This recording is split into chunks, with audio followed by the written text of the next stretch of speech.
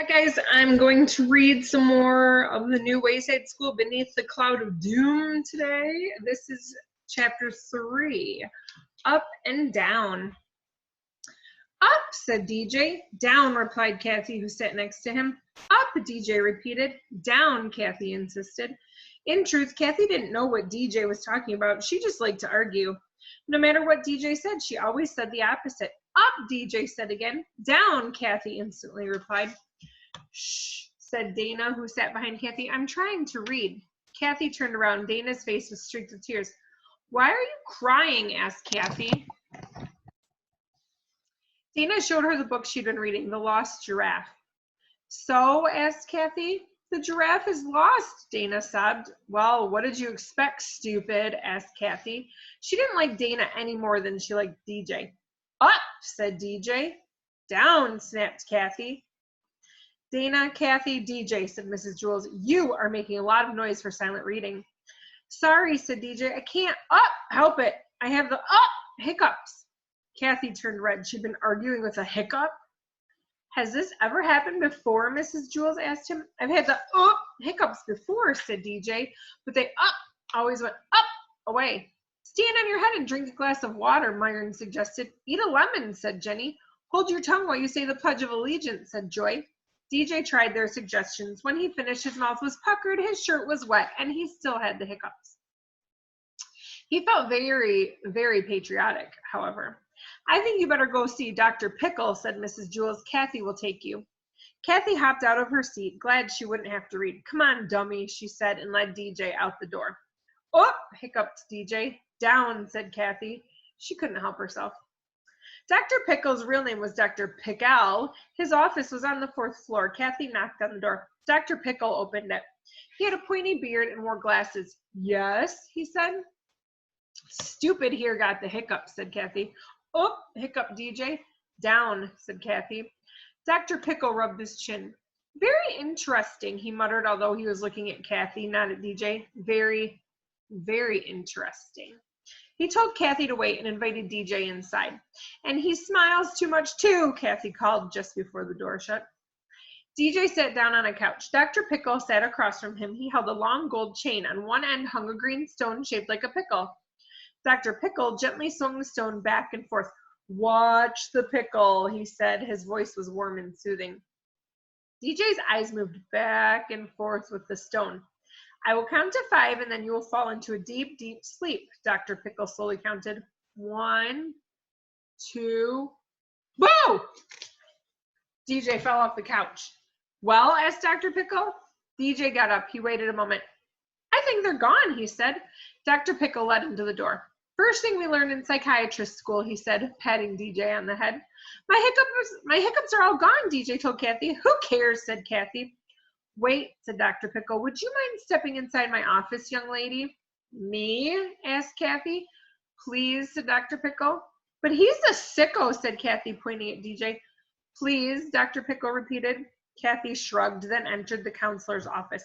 That beard is really ugly, she said. I guess your face must be even worse. Huh? She's not very nice. DJ sat on the floor in the hallway with his back against the wall, waiting for Kathy. He smiled, happy that his hiccups were gone, although he missed them a little bit. Hiccups are annoying, but kind of fun. Sometime later, the counselor's door opened. Thank you, Dr. Pickle, said Kathy, calling him by his proper name. You are very wise, and I like your beard. That's very nice of you to say, Kathy, said the school counselor. She stepped out the door. Hi, DJ, she greeted him. Thanks for waiting. You're a good friend. The smile left DJ's face. Something was definitely wrong with Kathy. Let's go up, said DJ. Yes, up, Kathy agreed. Now he was really worried. Chapter 4, Consider the Paperclip. I like that title. Consider the Paperclip. It's a cool chapter name. Read a book, write a book report, draw a picture. That was the assignment Mrs. Jules put up on the board. Dana's picture showed a giraffe studying a map. She had drawn a large question mark over the giraffe's head. Her book report only had to be 1 page. She had written 2 whole pages.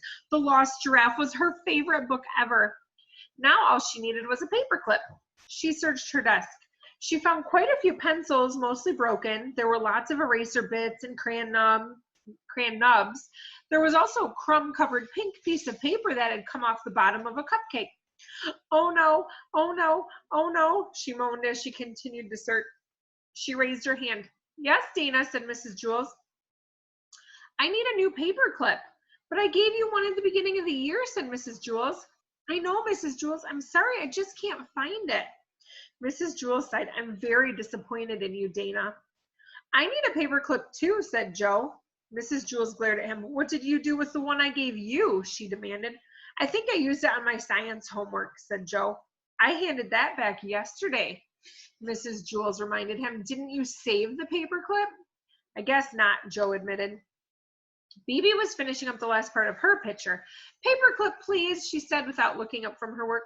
One for me too, said Kelvin. Mrs. Jules slammed her hand on her desk. Do you think paper clips grow on trees? She asked. I don't know, said Kelvin. I gave each one of you a paper clip at the beginning of the year. It was your responsibility to take care of it. She opened her desk drawer, took out her paper clip box, and opened it. There are only 6 left, she said, shaking her head in dismay. Ooh, can I have one? Asked Joy. I can't find mine. Mrs. Jules was too angry to reply. She moved to the front of the room. You children are so spoiled, she said. Do you have any idea what it takes to make just one paper clip? She held up one of her last remaining paper clips. Look at the perfect double loop and the way it gleams in the light, almost like a mirror. Her anger seemed to melt away as she marveled at the magnificent metal masterpiece. It takes a lot of very talented people and years of training and hard work, she explained. First, there's the wire maker. Paperclip wire has to be just right, not too stiff, but not too wiggly either. Then there's the wire polisher, she continued. That's who gives the paperclip its special gleam, and the wire cutter who cuts each wire to the precise length. And finally, and most important, the master bender. The bender carefully bends the wire into the perfect double loop. She put her hand over her heart. Sadly, in these rush, hurry days, not too many young people study the art of paperclip bending. There are only a handful of master benders left in the whole world. And who knows, in 10 or 20 years, there might not be any. Everyone will have to switch to staples. That is so sad, said Dana. Mrs. Jules gave the paperclip to Dana. Now don't lose it. I won't, Dana promised.